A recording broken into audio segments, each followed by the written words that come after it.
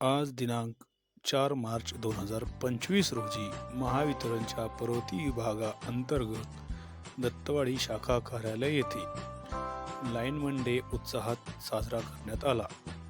यावेळी श्री राजेंद्र पवार साहेब, मुख्य अभियंता, पुणे परिमंडळ महावितरण यांच्या संकल्पनेतून साकारण्यात आलेल्या प्रकाशदूत गार्डनचे उद्घाटन करण्यात आले व त्यांनी सर्व गार्डनची पाहणी केली। यावेळी माननीय श्री राजेंद्र पवार साहेब यांनी उपस्थित कर्मचारी व अधिकारी यांच्याशी संवाद साधला व वीज सुरक्षिततेबाबत मार्गदर्शन केले।